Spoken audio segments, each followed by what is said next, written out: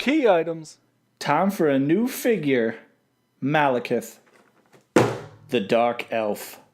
Alright, so this is actually the last figure review, minus the Build-A-Figure, for the Avengers Infinity War Wave 2. And this review is for Malekith, the Dark Elf.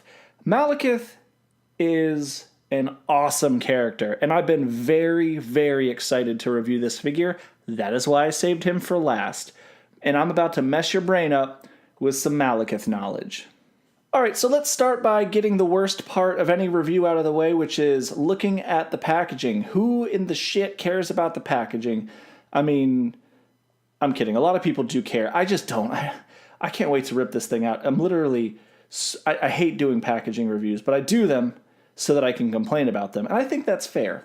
So on the side we have Malekith. Here he is from the comics, looking sharp. The other side also has... What? A different picture? This is a first for Marvel Legends. Oh, you know what? My eyes might have deceived me. Look at this. On this side, he has a dark face. But on this side, he has a light face. Whoa, that's not supposed to happen. Let's take a look at the back. Oh. Glamour shot with smoke. Here's the characters that you're using to build this figure. Haven't you seen these already? I think you have. Let's rip this open! Alright, so here is Malekith unboxed, and I gotta say, this guy looks pretty good already. Actually, he's not a guy, he is a dark elf, and I apologize for any dark elves that might be watching. I didn't mean to appropriate your elvish culture. So, Malekith is actually a really awesome character, and for those of you who have only seen or know of Malekith from Thor the Dark World, what I'd like you to do is take all that knowledge, throw it directly into the trash can. You're not gonna need that where we're going. See, Malekith in the comics is actually much, much cooler of a character, where the character was kind of a generic, I'm evil to be evil character in the film Thor the Dark World.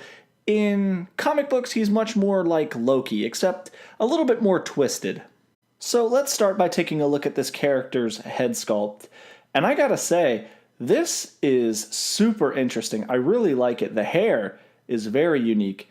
I mean, I've seen a lot of different versions of Thor, and I gotta say that Malekith's hair blows him out of the water when it comes to awesome dude hair. Now, a lot of people don't realize this, but Malekith was actually the girl from the Warrant Cherry Pie video. A lot of people don't know that. That's a little comic fact for you, what we call a deep cut in this business.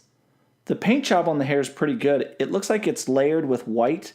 It's pretty interesting. In the comic books, it's gold. It can be blonde, and sometimes it's white. So they did a really good job of blending all of that. Now let's look at his body armor. I mean, the shoulder pads are an awesome addition. I'm not sure if you can take these off. Oh, you probably can. Yeah, if you pop his head off, you can definitely take... These shoulder pads are connected to this, so you can take this whole thing off if you don't want them on there. But I do want them on there, so I'm going to keep them on forever, and you're going to deal with it. His arms are great. Typical standard rotation for arms, nothing special here. You got some sweet Shazam-esque wrist guards here, or even maybe Princess Diana. He's got some kind of a little satchel here. This is nice. I'm not sure what's in these pouches, but I'm sure it's some kind of elvish trickery. See, Malekith's powers in the comic books are primarily magically based. He does use spears and swords and throwing knives and all kinds of weapons, but he's also able to use pretty much any magic or abilities that dark elves are capable of using, except on steroids. He also seems to have some kind of a dress here. Looks fairly typical of elvish stuff, and then down into your elvish boots. Nothing crazy here. These look cool. They're interesting. Alright, so that's about it for the overview of the figure. The arms, the torso, everything works as it should be expected to. The legs are super posable, and that's great because let's take a look at this character's accessories. Well, accessory singular. So here's the blade that comes with Malekith, and it's pretty great. Has this back serrated edge. I like the hook on here.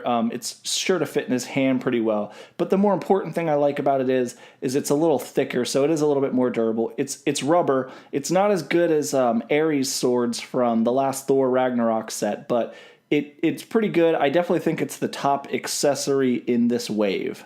Now here's the character with the sword in his hand, and I gotta say, it looks pretty great. It's easy to pose. It's going to look awesome when it's on the shelf, especially when it's next to Thor. And we can actually compare that to a comic book Thor in a minute here. But one thing I do want to point out that I didn't realize when reviewing the hand or the arms is that this hand here is actually closed. I'm not sure. Maybe you can tell me if your version of this down in the comments section, if your version of this character's hand is closed. But the plastic is actually together here. So at the risk of damaging the figure, I might have to cut this here to be able to put his sword in both hands or dual wield this if I can. Alright, so here we see Malekith next to the Thor figure. This figure is basically the outfit that Thor wears in the Jason Aaron Thor God of Thunder run, which if you haven't read, you really need to go out and check it out. There's another character in there that I really would like them to make a Marvel Legends figure based off of called Gore the God Butcher, but that is not what this review is about. As you can see, these two characters are pretty great side by side. I will definitely have these characters posed next to each other in some photos for Instagram, so if you guys would like to follow us on Instagram, the information is on your screen now. That is about it for this figure review. I really, really like this figure. This is actually probably going to end up being my favorite figure in this wave. I definitely didn't expect it, but I think this is going to be the sleeper hit of this wave. I really like this figure. I think it looks awesome, very unique, very comic book accurate. So definitely go out and pick it up, especially if you're a fan of Thor. All right, only one last review to do in this series, and that is Cull Obsidian, who is the Build-A-Figure, and I'll be trying to get that review up as soon as I can, so please make sure to like and subscribe if you like this content so that you can see those videos. I have a ton of other comic book action figures next to me on the bench here. Most of them are Marvel Legends. We'd love for you to stick around and check out the content. This has been Nick for Key Items, and you know the motto, comics over everything.